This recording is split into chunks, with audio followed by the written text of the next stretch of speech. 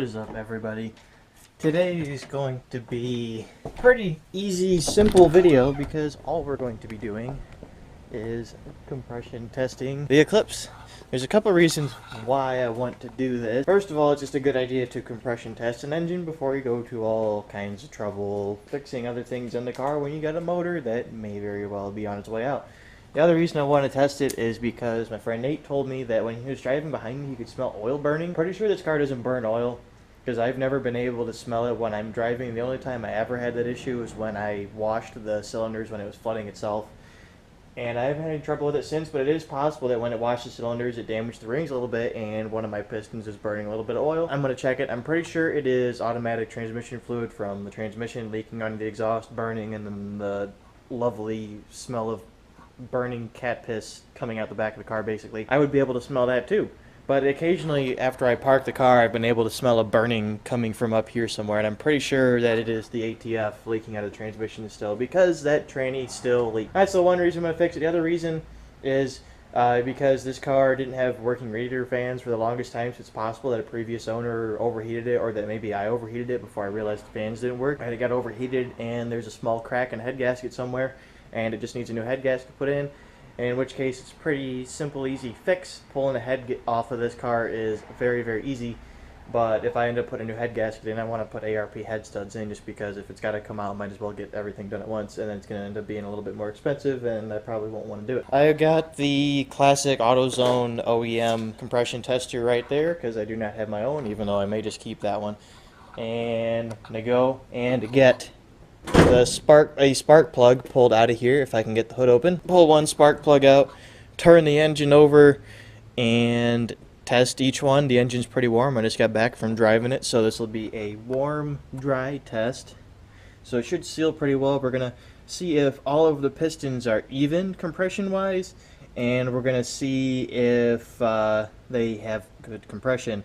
I don't know what the stock rating is supposed to be on these engines. I'm going to look that up after I get my results. But this engine supposedly has less than 100,000 miles on it, so it should pass with flying colors.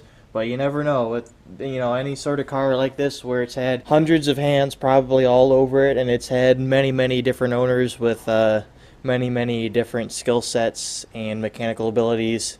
You never really know how well the car has been maintained, and you can never really trust something just based on what the previous owners tell you. Even the junkyard writing that was on the old valve cover, somebody could have just grabbed an orange marker and drawn it on there. Not likely, but somebody might have. You never know.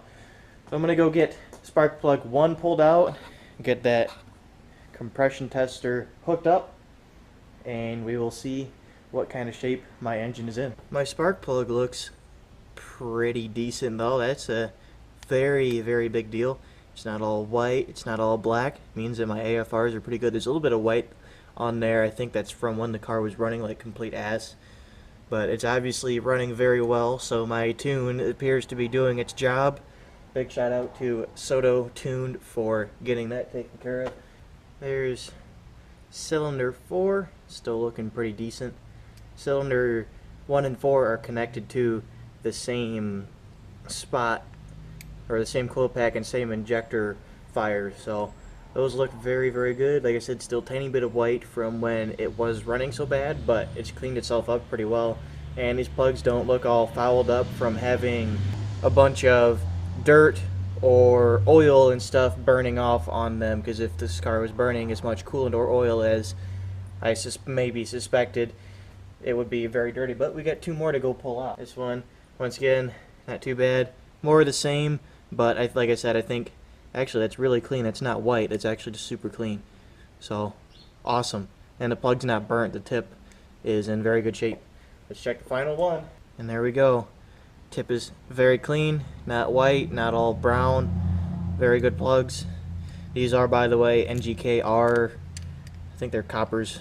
They're whatever this, the NGK version or whatever this engine calls for. By the way, I have a piece of paper sitting over there with cylinders 1, 2, 3, and 4 written on it. I'm going to go and write down what each one is after the test, and then we will check it out at the very end and see what kind of shape this 420A is in.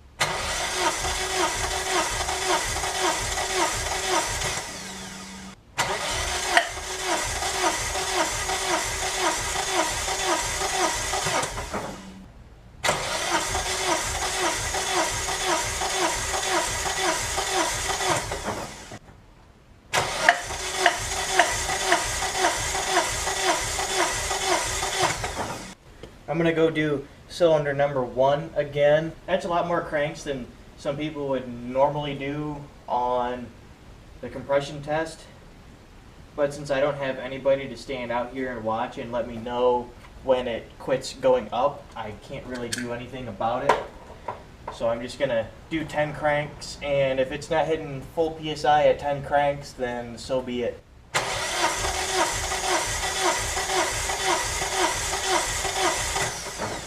So between 185 and 190 for all 4 cylinders. I do want to try 5 cranks, which is the standard for a compression test, and see if it still is around that or if this 180 is causing a really big difference.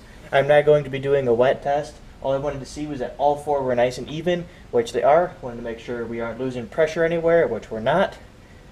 And I wanted to make sure that we don't have blown head gasket, which we don't. This engine is beyond healthy, and the claims from previous owners about this being a new engine appear to be very, very true, and it appears to be a very well-maintained new engine. And yep, we're at 185 after 5 cranks, so it's not even taking that long for it to get to full pressure. Sorry I couldn't get the camera set up anywhere to show you guys, but that was after 5 cranks, and it is holding pressure really, really well as well, which is pretty awesome.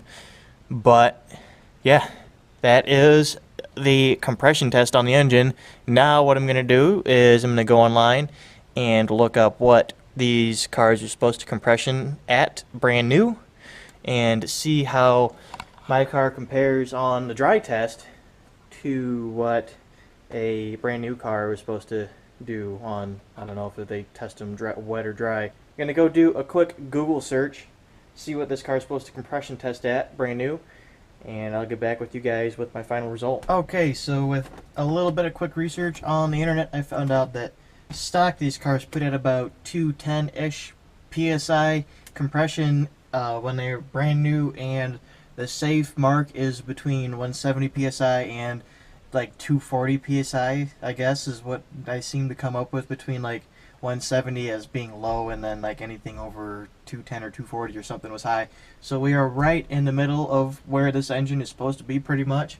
I'm super happy about that, really relieved that I don't have any issues with the burning oil or anything. All the rings are good, the head gasket's good, the engine is very healthy, the pistons were all even across the board, so this thing hasn't been abused, at least not really bad. And I also feel good knowing that when I flooded the car so many times, it didn't damage the rings at all. This car is pretty much ready to be boosted. I don't have to worry about doing head gasket, don't have to worry about doing head studs. I'm not going to touch any of that stuff inside of the engine.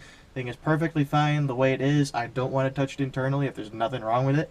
We will save that for if and when a head gasket does pop or if a head bolt snaps.